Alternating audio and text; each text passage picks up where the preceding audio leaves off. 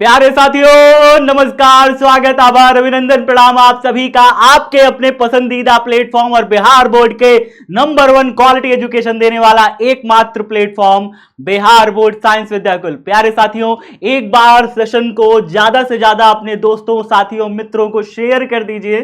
जितने भी आपके जान पहचान के हैं, जो दोस्त मित्र साथी कॉलेज के मित्र हैं, सहपाठी हैं, जो भी कक्षा 12 में इस वर्ष आपके साथ पढ़ाई कर रहे हैं और आप जानते हैं उन्हें, ये वीडियो जरूर शेयर कर दीजिएगा, क्योंकि एलसीआर सर्किट आज पढ़ाने वाला हूं और एलसीआर सर्किट से डायरेक्ट क्वेश्चन आपकी बोर्ड परीक्षा में पूछता है। एलसीआर सर्किट के बारे में, पावर फैक्टर यानी शक्ति गुणांक के बारे में, उसके अलावा आज पढ़ाऊंगा आपको प्रत्यावर्ती परिपथ में सामर्थ्य या शक्ति। तो सामर्थ्य या शक्ति जिससे क्वेश्चन भर भर के पूछता है, एलसीआर सर्किट क्वेश्चन भर भर के पूछता है। ये आपके प्रत्यावर्ती धारा टॉपिक का जो चैप्टर है उसकी जान है। तो इस टॉपिक को अगर आपने अच्छे से पढ़ लिया, एलसीआर सर्किट और आपका परिपथ में जो शक्ति है, शक्ति गुणांक, ये सब चीजें पढ़ ली, तो आपके जो ज्यादा से ज्यादा क्वेश्चन है इसी टॉपिक से बनते हैं। तो आप चैप्टर के मूल क्रक्स को तो पकड़ लोगे। तो चलिए फिर स्टार्ट करते हैं। ज्यादा से ज्यादा शेयर मैं उम्मीद कर रहा हूं आप सभी ने कर दिया होगा। वीडियो शुरू करते हैं बिना किसी देरी के। मन लगा करके पढ़ाई करिएगा, कॉपी पेन निकाल लीजिए, साथ साथ पढ़ेंगे, साथ साथ समझते चलेंगे। आपका एक प्यारा सा टॉपिक एलसीआर सर्किट, जो आपको एग्जाम में ना सिर्फ लघु उत्तरीय प्रश्नों की तैयारी कराएगा, ना सिर्फ ऑब्जेक्टिव की तैयारी कराएगा, बल्कि दीर्घ उत्तरीय प्रश्न यानी 5 नंबर वाले क्वेश्चंस की तैयारी कराएगा और आपको परीक्षा में दे के जाएगा पूरे 5 में से 5 अंक। चलिए बिना किसी देरी के स्टार्ट करते हैं आपका अपना टॉपिक। तो यहां पे सबसे पहले हेडिंग डाल लीजिए, एलसीआर सर्किट क्या होता है। एक ऐसा सर्किट की तो कल्पना हम लोग यहां पे करते हैं, एक ऐसे सर्किट की कल्पना करते हैं जिसमें एल यानी कि आप एल से क्या समझते हैं, एल मतलब होता है प्रेरण कुंडली। यहां पे एल का तात्पर्य क्या होगा, देखते जाइए। एल का तात्पर्य होगा प्रेरण कुंडली। क्या होगा, प्रेरण कुंडली होगा एल का तात्पर्य। एल का तात्पर्य मैं यहां पे लिख दे रहा हूं, एल अर्थात क्या, मैं यहां पे ऐसे करके लिख दे रहा हूं। ये एल मतलब होता है प्रेरण कुंडली, प्रेरण कुंडली, ठीक है। मतलब सर्किट में एक प्रेरण कुंडली जुड़ी हुई है। सी मतलब क्या, सर्किट में जुड़ा हुआ है एक संधारित्र। क्या जुड़ा हुआ है सर्किट में, एक संधारित्र जुड़ा हुआ है। और क्या जुड़ा हुआ है, और जुड़ा हुआ है आर। आर मतलब क्या, एक ओमीय प्रतिरोध। क्या जुड़ा हुआ है, एक ओमीय प्रतिरोध जुड़ा हुआ है। तो यहां पे सर्किट में 3 चीजें जुड़ी हुई हैं और तीनों किस रूप में जुड़ी होंगी, तीनों के तीनों सीरीज फॉर्म में यानी कि श्रेणी क्रम में जुड़ी हैं। तो ये कैसे सर्किट की कल्पना करते हैं जिसमें ये तीनों जुड़े हों, यानी प्रेरण कुंडली, संधारित्र और ओमीय प्रतिरोध। चलिए देखते हैं बना करके। यहां पर हमने एक प्रेरण कुंडली बना दिया, कुछ इस प्रकार से आप कुंडली बना देते हैं तार के फेरों द्वारा। और उसके बाद आगे हमारे पास एक संधारित्र, और आप संधारित्र बनाना जानते हैं कि हम यहां पर एक 2 प्लेटें, 2 समांतर प्लेट दर्शा देते हैं। ये हमारे एक संधारित्र का सिंबल हो जाता है। उसके बाद एक ओमीय प्रतिरोध, और प्रतिरोध का सिंबल कुछ इस प्रकार से होगा जिसे हम इस तरीके से ऐसे दर्शा देते हैं। तो हमारे पास प्रेरण कुंडली है जिसका 100 प्रेरकत्व हमें पता होता है एल, और हमारे पास एक संधारित्र है जिसकी हमें धारिता ज्ञात होती है और संधारित्र की धारिता सी है, और उसके साथ ही साथ हमारे पास एक ओमीय प्रतिरोध है जिसका प्रतिरोध हमें गिवन है और उसका प्रतिरोध कितना है, आर। इस तरीके से बनती है एक एलसीआर सर्किट, एलसीआर परिपथ। और एलसीआर परिपथ को हम जोड़ देते हैं किसी प्रत्यावर्ती स्रोत से। तो चलिए इसे एक प्रत्यावर्ती स्रोत से हम कनेक्ट कर देते हैं, जोड़ देते हैं। यहां से हम तार निकालते हैं और यहां पे हम इस तरीके से कनेक्शन इसका कर देते हैं। जैसे ही आप एलसीआर सर्किट को आप किसी प्रत्यावर्ती स्रोत से जोड़ते हो, आप जानते हो कि प्रत्यावर्ती वोल्टता V बराबर V0 साइन ओमेगा टी होती है।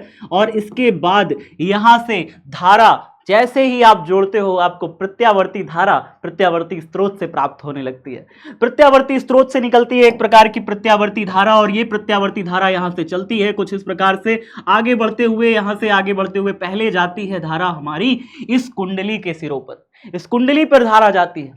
तो इस कुंडली में धारा तभी प्रवाहित होगी जब हमारा यहां पे कुछ वोल्टता होगा, जब कुंडली के सिरों पर कुछ वोल्टता होगी। और वास्तव में होता भी यही है कि जैसे ही आप यहां पे एलसीआर तीनों को श्रेणी क्रम में जोड़ करके आप प्रत्यावर्ती स्रोत से जोड़ देते हो, तो इसके सिरों पर यह वोल्टेज बंटवारा हो जाता है। जैसे एक पिता होता है और उसकी संपत्ति अपने पुत्रों में डिवाइड हो जाती है, अपने संतानों में डिवाइड हो जाती है। आप जानते हैं ना कि पिता के बाद उसकी संपत्ति उसके संतानों में डिवाइड हो जाती है।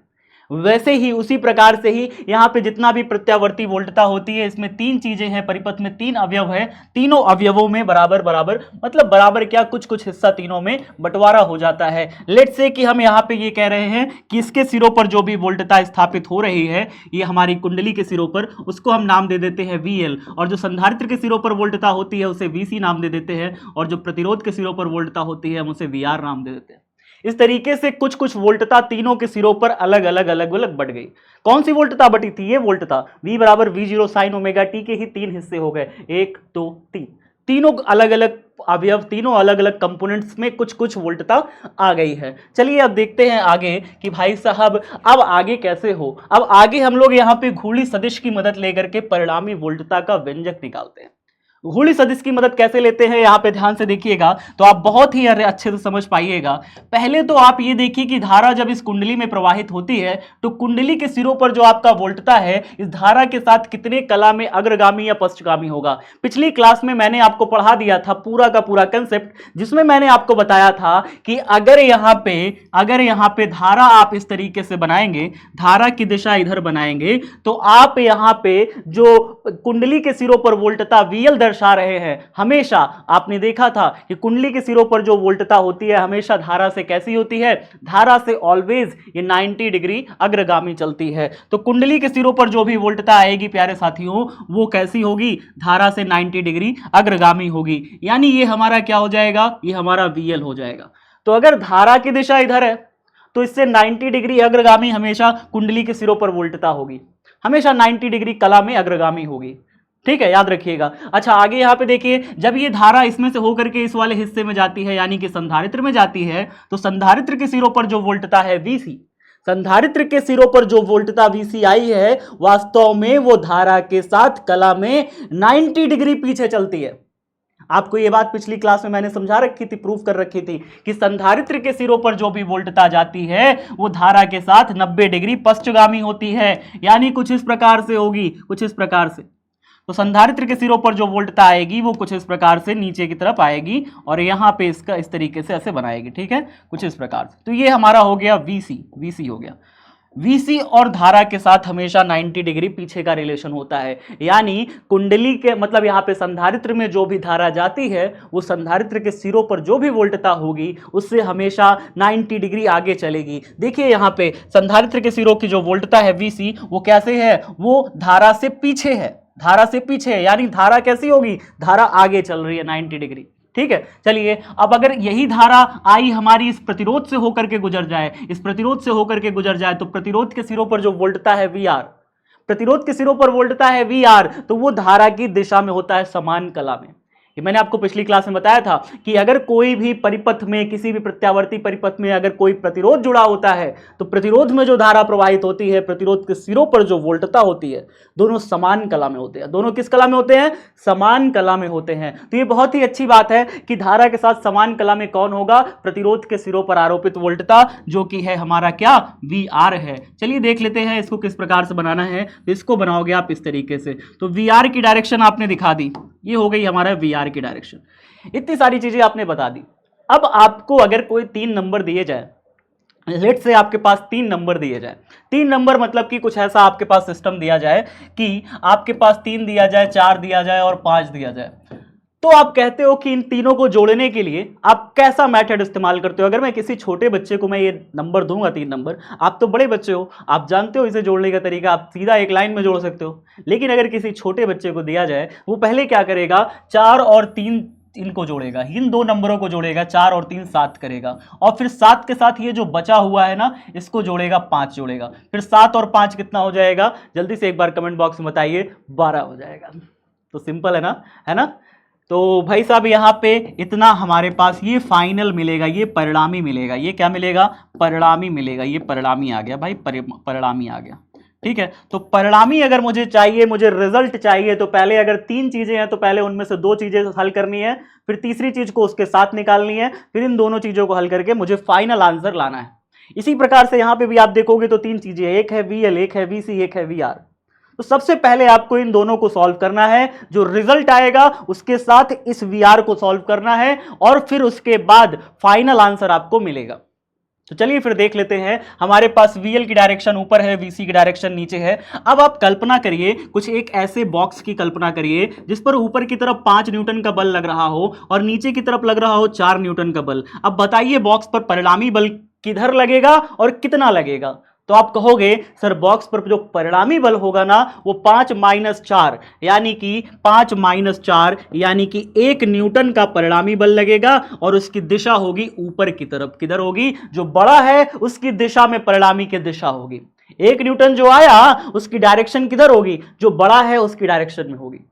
आप कहोगे बस बहुत सिंपल है ये तो, परिणामी 5 में से 4 घटा दिया मतलब 1 न्यूटन का बल लगेगा जो बड़ा है उसकी डायरेक्शन में। अच्छा यहां पे भी ऐसी ही सीन होता है, यहां पे भी ऐसी सिचुएशन होती है। VL और VC दो चीजें हैं, हमें नहीं ज्ञात है कि VL बड़ा है या VC बड़ा है। अगर हम मान लें कि VL बड़ा है और VC छोटा है, यदि हम मान लें कि VL बड़ा है और VC छोटा है, अगर नहीं मानेंगे तो फिर यहां पे ऐसे सिंबल बनाना पड़ेगा, ठीक है। लेकिन यदि हम मान लेते हैं कि VL हमारा ग्रेटर है और VC हमारा स्मॉलर है, तो ऐसी सिचुएशन में हम VL में से VC घटाएंगे तो हमारा परिणामी निकल आएगा और उसकी डायरेक्शन किधर होगी? जो बड़ा है उसकी डायरेक्शन में। तो VL और VC इन दोनों का परिणामी किधर आएगा? VL ऊपर VC नीचे। इन दोनों का परिणामी घटा करके निकलेगा, यानी जैसे आपने 5 में से 4 घटा करके 1 निकाला और उस 1 की डायरेक्शन किधर आई? बड़े वाले की दिशा में आई। वैसे ही VL और VC में से कुछ घटा के निकालिए तो जो घट के निकलेगा हम उसे V' बोल देते हैं। तो यहां पे हम इसका कैसे निकालेंगे परिणामी? देखिए VL में से VC घटा दीजिए, VL और VC में से घटा दीजिए तो VL - VC कर दीजिए। VL में से VC आप घटाएंगे तो जो परिणामी आएगा उसको आप नाम दे दीजिए V'। क्या बोल दीजिए उसे? V' नाम दे दीजिए। अब ये जो V' आया है उसकी डायरेक्शन किधर होगी? जो बड़ा है भाई उसकी डायरेक्शन में आएगा। जो बड़ा है V' की डायरेक्शन उधर ही होगी। तो जो बड़ा है हम उसकी डायरेक्शन देख लेते हैं किधर होगी। हम इसको नाम दे देते हैं बाकायदा, हम इसको इस तरीके से नाम दे देते हैं कि ये हमारा क्या है? V' है। देखिए ये हमारा बन के तैयार हो गया V', तो ये हमारा V' है। अब V' की डायरेक्शन ऊपर आ गई, कहोगे यस सर V' की डायरेक्शन ऊपर आ गई। अब V' इधर है और यहाँ पे VR इधर है। अभी मैंने आपको क्या कहा था? अभी जब आपने पीछे देखा तो मैंने आपसे कहा कि 3 और 4 पहले 2 अंकों को हल करिए, 2 अंकों को हल करिए, जो आपका आंसर आए उसके साथ बाकी बचा वाला अंक हल करिए। तो अभी आपने किसको किसको हल कर लिया? VL और VC इन दोनों को सॉल्व कर लिया, VL और VC को सॉल्व कर लिया। VL और VC को सॉल्व करने पर आपको क्या मिला? V' मिला, मतलब आपको 7 मिल चुका है। अब बाकी बचा हुआ जो आपका VR है उसके साथ इसको सॉल्व करिए, उसके साथ इसको देखिए। तो आप यहां पे अगर आप देखते हो तो VL और VC इन दोनों को सॉल्व करने पर V' तो मिल गया, VR की डायरेक्शन इधर है। अब V' और VR इन दोनों का जब परिणामी निकालेंगे तो किधर की डायरेक्शन में आएगा? आप परिणामी की डायरेक्शन निकाल सकते हैं? V' और VR इन दोनों की परिणामी कुछ ऐसा आपने कक्षा 11 में पढ़ रखा है कि अगर कोई एक सदिश इस डायरेक्शन में हो जिसे आप V' बोल रहे हो और एक सदिश इस डायरेक्शन में है जिसे आप VR कह रहे हो, तो इन दोनों का जब परिणामी निकालते हो तो इसको वास्तव में सरका करके यहां लाना होता है इस तरीके से और यहां बना लीजिए। अब ऐसे गए और ऐसे गए तो इसका परिणामी की दिशा कुछ इस प्रकार से होगी। इसको हम अंतिम परिणामी वोल्टता कहते हैं, इसे हम बोलेंगे अंतिम परिणामी वोल्टता। तो चलिए इसको निकाल के देखते हैं किस प्रकार से ये निकलेगा। तो यहां पे हमारे पास अगर हम अंतिम परिणामी वोल्टता निकालें, अंतिम परिणामी वोल्टता, तो क्या निकल के आएगा? देखते जाइए। अंतिम परिणामी वोल्टता, अंतिम परिणामी वोल्टता के लिए आपको क्या करना होगा? बहुत ही ध्यान से समझिएगा क्योंकि यहाँ पे ही पूरा खेल है। काफ़ी बच्चे नहीं समझ पाते और फिर एग्जाम में गलत कर देते हैं। अंतिम परिणामी वोल्टता में ही सारा खेल है। देखिए यहाँ पे अगर आप V' और VR का परिणामी निकालते हो तो यहाँ पे आप V' को इस तरीके से उठा कर लाओगे और यहाँ पे ऐसे रखोगे। देखिए V' को आपने उठा के लाया और यहाँ पे रख दिया, यहाँ से आपका VR आया और ये V' आ गया। कहोगे यस सर ठीक है। अब इसका अगर आप परिणामी निकालोगे ना, परिणामी की दिशा निकालोगे तो परिणामी की दिशा कुछ इधर मिलेगा, ऐसे मिलेगी, ये मिलेगी आपको परिणामी की दिशा। ये अंतिम परिणामी वोल्टता V की दिशा है, V की दिशा है, जो कि VR और V' का परिणामी है। ये क्या कण मेरा बन गया है? अगर आपने पाइथागोरस थ्योरम पढ़ रखी है अच्छे से तो आपको पता होगा ये तो मेरा कण हो गया है, ये आधार है और ये लंब है। तो इस हिसाब से अगर मैं कण का स्क्वायर करूं यानी कि V का स्क्वायर करूं तो मेरे पास मिलता है VR का स्क्वायर यानी कि आधार का स्क्वायर, प्लस में मेरे पास मिलेगा लंब का स्क्वायर यानी कि V' का स्क्वायर, कुछ इस प्रकार से मिलेगा। और अगर मैं V निकालना चाहूं तो रूट में मिल जाएगा VR का स्क्वायर प्लस में V' का स्क्वायर, कुछ इस प्रकार से। तो अंतिम परिणामी जो वोल्टता आएगी वो तो मेरे पास मिलने वाली है, बहुत ही जल्द मिल जाएगी। चलिए देखते हैं नेक्स्ट पेज में हम इसको करने का कोशिश करते हैं और एक अच्छी सी कोशिश करके देखते हैं कि कितना आएगा अंतिम परिणामी वोल्टेज। पेज को दो हिस्सों में बांट लेते हैं, देखते जाइए। अब इसके बाद देखिएगा क्या होगा, v बराबर अंडर रूट पे वी आर प्लस में वी डैश का होल स्क्वायर है। अब इसके बाद अगर आप v बराबर निकालेंगे तो आपने देखा अंडर रूट में क्या है हमारे पास, वी आर का स्क्वायर प्लस में वी डैश का स्क्वायर, ऐसे करके। अब अगर आप वी आर आप ध्यान से देखिए, वी आर एक प्रकार का ओमीय प्रतिरोध है, तो अगर आपने ओम का नियम देखा है तो v बराबर होता है आई इंटू आर। ओम के नियम में अगर आप देखें हैं तो v बराबर आई इंटू आर होता है, तो वी आर की जगह आप लिख सकते हैं आई इंटू में आर, तो यहां पे रख दीजिए आई इंटू आर और इसकी जगह पर होल स्क्वायर कर दीजिए, प्लस में वी डैश है। वी डैश की बात करी जाए तो वी डैश आप जानते हैं कुछ इस प्रकार से, देखिए वी डैश आपका निकल रखा हुआ है, वी डैश आपका यहां पे निकल रखा हुआ है पहले ही, तो वी डैश की जगह आप क्या रख दीजिए, V L minus V C. V dash क्या हो जाएगा, V L minus V C, तो यहां पे पुट कर दीजिए वैल्यू वी डैश की जगह पे वी एल माइनस में वी सी और इसका क्या कर दीजिए, होल स्क्वायर कर दीजिए। अब यहां पे वैल्यूज पुट करना स्टार्ट करिए, यहां पे जब से आप वैल्यू पुट करोगे, यहां पे जब ब्रैकेट खोलोगे तो ये हो जाएगा आई स्क्वायर आर स्क्वायर, साथ ही साथ वी एल की जगह क्या रखेंगे, अगर आप यहां पे ध्यान से देखें तो जो VL है वास्तव में वो कुंडली के सिरों पर जो वोल्टता स्थापित हुई है वो है, और अगर हम कुंडली का जो प्रतिरोध है उसे हम एक्सेल ले लें, यदि हम कुंडली के प्रतिरोध को एक्सेल मान लें और संधारित्र के प्रतिरोध को XC मान लें, तो फिर यहां पे ऐसे ही धारा आई जाएगी, इसका प्रतिरोध को हम मान रहे हैं एक्सेल, तो धारा गुणे प्रतिरोध क्या निकल आएगा, क्या VL मिल जाएगा, बिल्कुल, जो VL की वैल्यू होगी धारा गुणे में प्रतिरोध, आप जानते हैं। वैसे ही जैसे ही धारा इसमें जाएगी संधारित्र में जाएगी, तो संधारित्र के प्रतिरोध को हम XC मान लेते हैं, तो जैसे ही धारा I इंटू XC करोगे, I इंटू XC धारा गुणे प्रतिरोध करोगे, तो यहाँ पे संधारित्र के सिरों पर जो वोल्टेज है VC वो मिल जाएगा, तो VC बराबर I XC भी हमें प्राप्त हो जाएगा। तो बहुत ही शानदार तरीके से हमें दो चीजों की वैल्यू मिल गई, एक मिल गया VL की वैल्यू और एक मिल गई VC की वैल्यू। हम दोनों वैल्यूज को यहाँ पे पुट कर देंगे, क्या करने वाले हैं, दोनों वैल्यूज को पुट करने वाले हैं, ध्यान से देखिएगा, ठीक है, इस चीज को नोट कर लीजिए। यदि संधारित्र व प्रतिरोध के सिरों पर क्या लिखेंगे, यहाँ पे VL की जगह पर हम लिख लेंगे आई एक्सएल और यहाँ पे माइनस VC की जगह लिख लेंगे आई XC, कुछ इस प्रकार से ऐसे करके स्क्वायर लगा देंगे। अब यहाँ पे हम इसका स्क्वायर मतलब कि आई कॉमन ले लीजिए, जैसे ही आप आई कॉमन लोगे यहाँ पे तो स्क्वायर है तो स्क्वायर बाहर आ जाएगा, और यहाँ पे भी स्क्वायर है, जैसे ही आप रूट के बाहर लोगे तो आई बाहर निकलेगा, बस बाकी सब अंदर फंसा रह जाएगा, अंदर फंसे रहेंगे आर स्क्वायर प्लस में एक्सएल माइनस XC, कुछ इस प्रकार से अंदर ये चीजें फंसी रहेंगी, ठीक है, बराबर V। आई इधर गुणा में है, इधर आएगा तो भाग में हो जाएगा, V अपॉन आई बराबर यहाँ पे रूट में फंसेगा, अंदर आर स्क्वायर प्लस में एक्सएल माइनस में XC का होल स्क्वायर। जरा आप इसे देखोगे, समझोगे, कॉपी में लगाओगे तो आपको समझ में आएगा कैसे हुआ है, आप इसे समझिए, कॉपी में लगाइए तो आपको समझ में आएगा कैसे हुआ है। अब V अपॉन में आई क्या है, परिपथ में तीन चीजें जुड़ी हैं, परिपथ में तीन चीजें जुड़ी है, संधारित्र जुड़ा हुआ है, एक कुंडली जुड़ी हुई है और एक ओमीय प्रतिरोध जुड़ा हुआ है।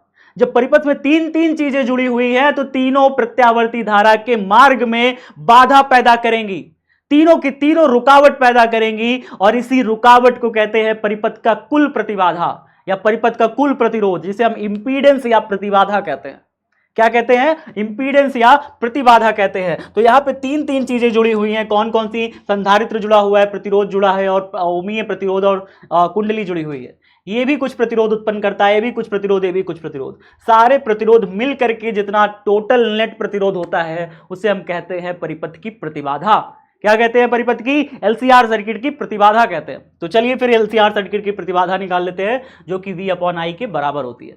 V अपॉन आई क्या होता है, LCR सर्किट की प्रतिबाधा होती है, इसे हम Z से प्रदर्शित करते हैं, तो Z बराबर निकल के आता है आर स्क्वायर प्लस में एक्सएल माइनस XC का होल स्क्वायर, यहां पे निकल के आता है। अच्छा, अब इसमें से तीन कंडीशंस निकल सकती हैं। पहली कंडीशन यहां पे बनती है, यदि आपका जो सर्किट गिवन है, जो आपकी सर्किट गिवन है, अगर उसमें R ना हो, यदि R बराबर 0 हो, तो जो परिपथ की प्रतिबाधा होगी Z बराबर कितना हो जाएगा, अगर आप देखोगे तो अंडर रूट में एक्सएल माइनस XC का स्क्वायर ही बचेगा। यदि अगर आपका कोई ऐसा सर्किट हो जिसमें प्रतिरोध ना हो, सिर्फ और सिर्फ कुंडली और वहां पे संधारित्र जुड़ा हो, तो उसका प्रतिबाधा कितना हो जाएगा, उसका प्रतिबाधा हो जाएगा एक्सएल माइनस एक्ससी का होल स्क्वायर, ये तो जीरो हो जाएगा, जीरो का स्क्वायर, और अंडर रूट में क्या लगा है, एक्सएल माइनस एक्ससी का होल स्क्वायर, तो यहाँ पे लिखोगे जीरो का स्क्वायर जीरो प्लस में एक्सएल माइनस एक्ससी, तो एक्सएल माइनस एक्ससी हो जाएगा कुछ इस प्रकार से, और उसका स्क्वायर लगा हुआ है तो z बराबर हो जाएगा कितना, जब अंडर रूट का स्क्वायर लगेगा तो यहाँ पे कितनी चीजें बचेंगी, अंडर रूट के स्क्वायर होने पर क्या बचेगा, सिर्फ एक्सएल माइनस एक्ससी बचेगा बस, तो ये हमारे पास बचेगा, ये हमारा प्रतिरोध आ जाएगा, प्रतिबाधा आ जाएगी परिपथ की, ये परिपथ की प्रतिबाधा होगी अगर R जीरो है किसी कुंडली में। और अगर दूसरी कंडीशन की बात करी जाए, दूसरी कंडीशन यदि हमारे पास L जीरो हो जाए, यानी कि प्रेरण कुंडली ही ना हो, परिपथ में प्रेरण कुंडली ना हो, सिर्फ दो चीजें हो, कौन कौन सी चीजें हो, परिपथ में R हो और C हो, यानी कि RC सर्किट हो हमारी, तो RC परिपथ में क्या होगा, ध्यान से देखिए, जब RC परिपथ होगा तो कुंडली का जो प्रेरकत्व है वो शून्य हो जाएगा, कुंडली द्वारा जो प्रतिरोध होगा वो जीरो हो जाएगा, और माइनस एक्ससी आएगा, जीरो में से एक्ससी घटाएंगे माइनस एक्ससी आएगा, उसका स्क्वायर करेंगे प्लस एक्ससी स्क्वायर हो जाएगा, z बराबर बचेगा अंडर रूट में r स्क्वायर प्लस में एक्ससी का स्क्वायर, कुछ इस प्रकार से बचेगा, कुछ इस प्रकार से यहाँ पे परिपथ की प्रतिबाधा आ जाएगी, तो ये कंडीशन हो जाएगी, ये कंडीशन हो जाएगी। और अगर यहाँ पे तीसरी एक कंडीशन देखिए, अगर तीसरी कंडीशन की बात करी जाए तो एक कंडीशन तीसरी कंडीशन में निकल के आती है, और वो कंडीशन है कि यदि हमारे पास, पहला हमने R को जीरो किया, L को जीरो किया, अब C को जीरो करके देखते हैं, यानी कि अगर मेरे पास संधारित्र में सिर्फ संधारित्र जीरो हो, यदि संधारित्र जीरो हो यानी कि C जीरो हो जाए, परिपथ में कोई संधारित्र ना हो, अर्थात कौन सा सर्किट होना चाहिए, अर्थात हमारे पास R और C सर्किट, R और L सर्किट हो, या आप कह सकते हैं LR सर्किट हो, क्या हो, LR सर्किट हो, अर्थात LR परिपथ में, LR परिपथ की प्रतिबाधा की अगर आप बात करेंगे तो LR परिपथ की प्रतिबाधा Z बराबर कितनी आ जाएगी, रूट में आएगी, यहाँ पे अगर आपने किसको जीरो कर दिया, C को जीरो कर दिया, संधारित्र को जीरो कर दिया, तो संधारित्र को जीरो करते ही उसका प्रतिरोध जीरो हो जाएगा, संधारित्र को जीरो करते ही उसका प्रतिरोध क्या हो जाएगा, शून्य हो जाएगा, और संधारित्र का प्रतिरोध जीरो हो जाएगा तो एक्सएल माइनस में जीरो का होल स्क्वायर, एक्सएल में से जीरो कटाएंगे तो फिर एक्सएल ही बचेगा और उसका होल स्क्वायर बचेगा, तो आर स्क्वायर प्लस में एक्सएल का होल स्क्वायर रूट में क्या बचेगा, आर स्क्वायर प्लस में एक्सएल का होल स्क्वायर, कुछ इस प्रकार से इसकी प्रतिबाधा हमें देखने को मिलेगी प्यारे साथियों। इस तरीके से हमने तीन कंडीशंस और तीन प्रतिबाधाएं निकाल ली, और अब बारी आती है कि tan फाई निकाला जाए, यानी कि जो परिणामी वोल्टेजता आई है, अंतिम परिणामी वोल्टता, वो धारा के साथ कितने कला में अग्रगामी या पश्चगामी है, तो अंतिम परिणामी वोल्टता जो आई है वो धारा के साथ फाई कला में अग्रगामी दिख रही है, हमें साफ साफ नजर आ रहा है कि अंतिम परिणामी वोल्टता धारा के साथ कैसी है, फाई कला में अग्रगामी है, फाई कला में ऊपर चल रही है। तो फिर हमें यहाँ पे क्या दिखा देते हैं, हमें यहाँ पे दिखाएंगे अर्थात इस प्रकार यहाँ पे लिखना पड़ेगा अंतिम परिणामी वोल्टता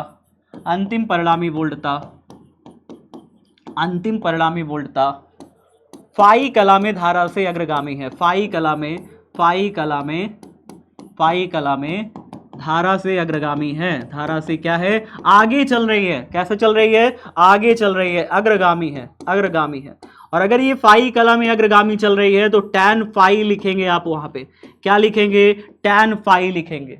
tan फाई बराबर क्या होता है, आप देखते हैं, tan फाई मीन्स होता है लंब बटे में आधार, tan मतलब क्या होता है, लंब बटे में आधार। तो यहाँ पे हम क्या लगाएंगे, अगर आप चित्र में देखेंगे तो यहाँ पे कोण के सामने वाली जो भुजा है ना v डैश, वो तो लंब हो जाएगी, आधार हो जाएगा हमारा vr, कोण के सामने वाली भुजा लंब होती है अक्सर याद रखिए, और आधार होता है vr, तो हमारे पास यहाँ पे क्या हो जाएगा, अगर आप देखेंगे तो कोण के सामने वाली भुजा लंब यानी कि v डैश तो लंब हो गया और आधार हो गया हमारा vr, इस तरीके से। तो अगर आप यहाँ पे tan फाई की वैल्यू पुट करेंगे, निकालना चाहेंगे, तो tan फाई बराबर हमें ये देखने को मिलता है, v डैश हम निकाल चुके हैं, v डैश कितना आता है, आपने देखा है v डैश का जो वैल्यू है वो vl माइनस में vc आता है, पीछे हमने निकाला था, याद करिए, ये हमने निकाला था, देखिए v डैश हमने निकाला है vl माइनस vc, तो v डैश हमने पुट कर दिया ऊपर, v डैश जैसे ही रखा vl माइनस vc अपॉन में vr है नीचे। अब आप इसको थोड़ा सा रखिए, आपको याद होगा vl की जगह हमने क्या रखा था, vl की जगह पे रखा था IXL, याद है, और माइनस vc की जगह रखा था IXC,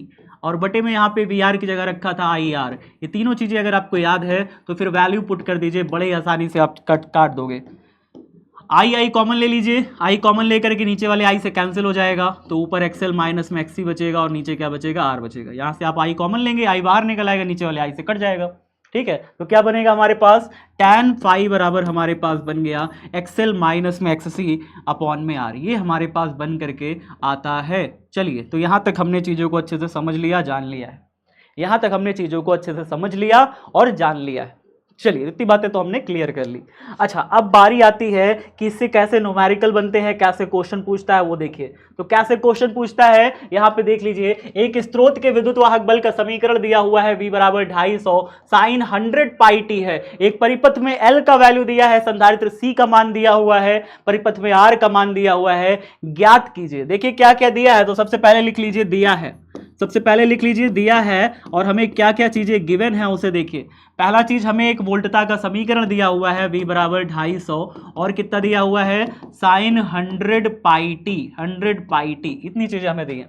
सबसे पहली चीज। दूसरी चीज हमें क्या दी हुई है, हमें L की वैल्यू दिया है, प्रेरकत्व दिया है 20/पाई, और यहाँ पे हेनरी है तो H लगा दीजिए, और यहाँ पे संधारित्र C का वैल्यू दिया हुआ है 10 अपॉन में कितना, पाई, 10 अपॉन में पाई माइक्रो फैरड दिया हुआ है, और यहाँ पे प्रतिरोध दिया हुआ है आर का वैल्यू, तो प्रतिरोध आर का मान भी दिया हुआ है, तो हम यहाँ पे नीचे ही लिख देते हैं, आर बराबर दिया हुआ 1000 ओम, 1000 ओम, यहाँ पे ऐसे दिया।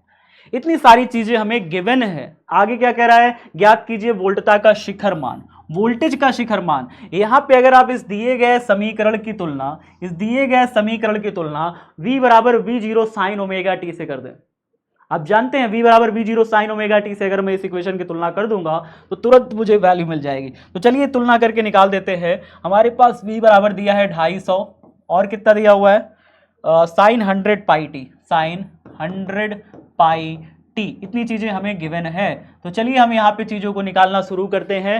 पहले इसकी तुलना कर देंगे, एक गिवन इक्वेशन V बराबर V0 साइन ओमेगा टी, इससे तुलना करिए, देखिए क्या क्या चीजें इससे निकल सकती है। इससे जैसे ही आप इसकी तुलना करते हो तो साइन के पहले देखिए इसमें 250 लिखा है, इसमें साइन के पहले V0 लिखा है। V0 को ही तो हम परिपथ का वोल्टेज का शिखर मान कहते हैं, वोल्टेज का शिखर मान, यानी कि जब परिपथ में वोल्टेज हमारी कुछ इस प्रकार से चलती है तो वोल्टेज का जो टॉप मोस्ट वैल्यू होती है उसे ही तो हम V0 कहते हैं। और V0 का यहाँ पे वैल्यू कितना दिया है, अगर आप तुलना करते हैं इक्वेशन से, तो साइन के पहले V0 है, यहाँ साइन के पहले 250 है, तो यहाँ से हमें आराम से मिल सकता है कि V0 की वैल्यू जो है ना वो 250 वोल्ट होगी, 250 वोल्ट होगी। परिपथ का जो शिखर वोल्टता है, शिखर वोल्टता है, पीक वोल्टेज है, वो तो हमें मिल गया, पीक वोल्टेज हमें मिल गया। तो पहला नंबर सॉल्यूशन तो हो गया भाई, पहला सॉल्यूशन तो हो गया। दूसरा क्या कहता है, स्रोत की आवृत्ति बताइए, आवृत्ति बताइए। आवृत्ति भी निकाल सकते हो आप बड़े आसानी से, देखिए दूसरा पार्ट भी इसका बड़े आसानी से निकाल सकते हो। तुलना करिए, यहाँ पे साइन के बाद 100 पाई टी है, यहाँ साइन के बाद ओमेगा टी है। लिख लीजिए साइन के बाद जो जो चीजें हैं, साइन के बाद जो जो चीजें हैं, एक साइड दिया हुआ है 100 पाई टी और एक साइड दिया हुआ है ओमेगा टी। टी से टी तो दोनों साइड कट जाएगा, टी से टी दोनों साइड कट जाएगा। ओमेगा की जगह होता है 2 पाई एफ, ओमेगा की जगह याद रखिएगा क्या होता है, 2 पाई एफ, ठीक है। अच्छा, यहाँ पे दिया हुआ है 100 पाई, अब क्या कुछ कटेगा, आप यहाँ पे देख सकते हो, कटेगा, बिल्कुल कटेगा, पाई से पाई कट जाएगा, 2 से 100 कट जाएगा 50 बार में, यानी एफ की जो वैल्यू है, फ्रीक्वेंसी, आवृत्ति, वो कितनी आ गई, 50 आ गई। तो आवृत्ति तो 50 हर्ट्स आ गई। मात्रक लगा दीजिए, इसका क्या होता है, मात्रक आवृत्ति का हर्ट्स होता है बाबू, मात्रक आवृत्ति का, तो यहाँ पे आपने आवृत्ति का मात्रक लगा दिया। इस तरीके से आपने रख दिया वैल्यू। तो आपने दो चीजें निकाल ली, क्या क्या चीजें निकाल ली, आपने शिखर मान और आवृत्ति तो निकाल लिया। अब बारी आती है कि आप निकालो प्रेरण प्रतिघात। क्या आप जानते हैं प्रेरण प्रतिघात क्या होता है? प्रेरण प्रतिघात निकालना भी आसान है। आप यहाँ पे तीसरा नंबर लिखिए, प्रेरण प्रतिघात। प्रेरण प्रतिघात आपको पिछली क्लास में शायद बताया है कि प्रेरण प्रतिघात क्या होता है। प्रेरण प्रतिघात वास्तव में ये होता है जब भी किसी कुंडली में, बताया है, बिल्कुल बताया है, जब मैंने पिछली क्लास पढ़ाई थी जिसमें आपको सिर्फ और सिर्फ कुंडली जोड़ी हुई थी, तो कुंडली किसी भी प्रत्यावर्ती धारा के मार्ग में जो बाधा पैदा करती है, कुंडली किसी प्रत्यावर्ती धारा के मार्ग में जो बाधा उत्पन्न करती है उसे एक्सेल यानी प्रेरण प्रतिघात कहते हैं, और ये ओमेगा एल के बराबर होता है। ओमेगा की जगह पर आप रखेंगे 2 पाई एफ और साथ ही साथ रखेंगे एल। इस तरीके से आप एक्सेल निकाल लेंगे, 2 इंटू में पाई, और एफ की वैल्यू आप कितना रखोगे, देखो आवृत्ति आप रखोगे, कितनी निकल के लाए थे अभी, आवृत्ति आपने निकाली थी ना 50, तो यहाँ पे रख दीजिए एफ की जगह पे 50 और साथ में इंटू करके लिखिएगा सब कुछ। इंटू में एल का वैल्यू आपने निकाल के लाया है, एल का वैल्यू दिया है, बिल्कुल दिया है, 20 अपॉन में पाई एल का वैल्यू दिया है, तो एल का वैल्यू रख दीजिए 20 अपॉन में पाई, 20 अपॉन में पाई रख दीजिए। कुछ कटेगा, अगर आप देख पा रहे हो कुछ कटने से तो काट दीजिए, पाई से पाई कट जाएगा, पाई 50 दूनी कितना हो जाएगा 100 हो जाएगा, 50 दूनी 100 हो गया, इनटू में 20 दिया हुआ है जो कि हमारा बन जाएगा 2000, कितना बन जाएगा 2000, ये हमारा एक्सेल आ गया। चलिए ठीक है सर। अच्छा और क्या दिया हुआ है, अगर आप देखिए प्रेरल प्रतिघात तो निकल आया, अब आगे आपसे पूछा है धारितीय प्रतिघात निकालिए।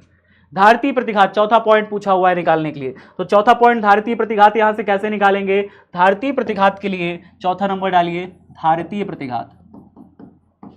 धारितीय प्रतिघात, धारितीय प्रतिघात निकालने के लिए आपको फॉर्मूला याद है, धारितीय प्रतिघात क्या होता है, XC होता है, XC, और XC वास्तव में क्या होता है, XC किसी भी संधारित्र द्वारा प्रत्यावर्ती धारा के मार्ग में जो बाधा पैदा होती है, जो रुकावट पैदा होती है, उसे हम कहते हैं XC, और XC बराबर होता है 1 अपॉन में ओमेगा C, 1 अपॉन में ओमेगा C।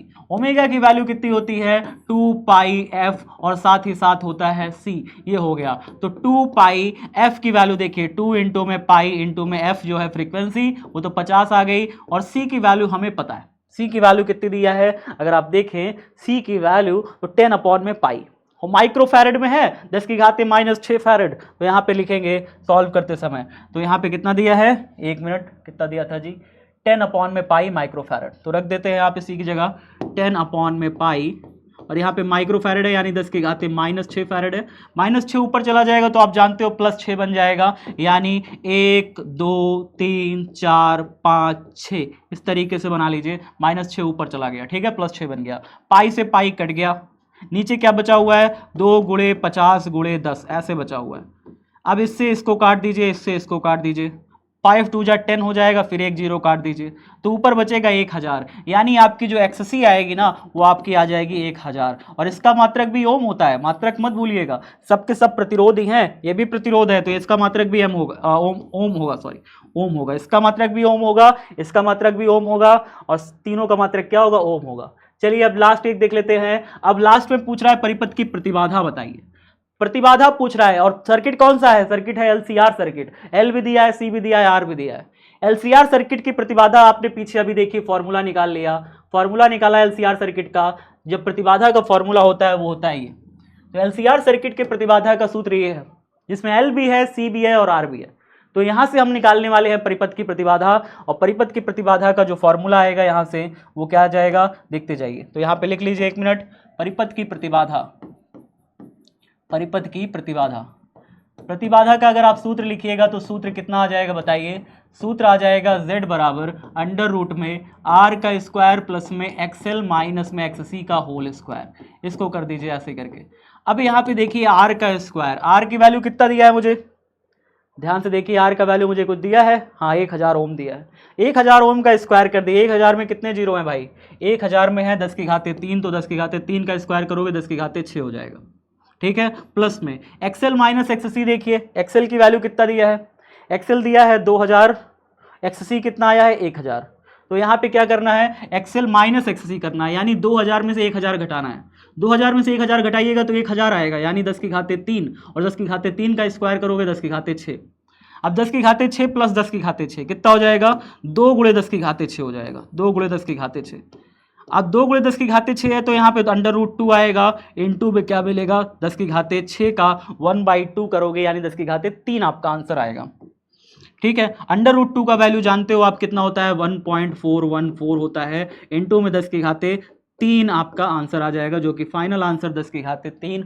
ओम आएगा, ये परिपथ की प्रतिबाधा आ जाएगी। इस प्रकार से हमने LCR सर्किट को पूरी तरीके से अच्छे से समझ लिया, और LCR सर्किट से जो भी क्वेश्चंस बन सकते थे हमने उनको भी कर लिया। बाकी का जो भी टॉपिक है चैप्टर का हम उसे अगले लेक्चर में बहुत जल्द लेकर के आएंगे। वीडियो अच्छी लगी हो आप सभी को तो शेयर करिए ज़्यादा से ज़्यादा अपने दोस्तों मित्रों साथियों को।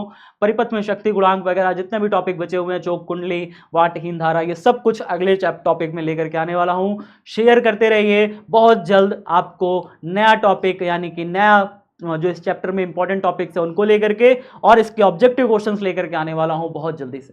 तो बने रहिएगा, शेयर कर दीजिए अगर अभी आप तक ने शेयर नहीं किया है, दोस्तों को, मित्रों को, साथियों को लाइक कर दीजिए अगर आपने अभी तक लाइक नहीं किया, और सब्सक्राइब जरूर कर दीजिए सब्सक्राइब करना बिल्कुल मत भूलिएगा, सब्सक्राइब कर दीजिए ताकि आने वाली सारी वीडियोस आप तक पहुंचती रहें और आप बढ़िया नंबर एग्जाम की तैयारी आपकी बढ़िया से होती रहे, क्योंकि यही एकमात्र ऐसा चैनल है जिसपे आप विश्वास कर सकते हो क्वालिटी का, जिसपे आप विश्वास कर सकते हो कंटेंट का और गारंटी दे सकते हो ये कह करके कि भाई साहब मेरा रिजल्ट तो पक्का इस बार है। तो प्यारे बच्चों, मिलते हैं अगली कक्षा में, तब तक सब साथी अपना ख्याल रखिए। बाय बाय, टेक केयर, धन्यवाद, जय हिंद, जय भारत।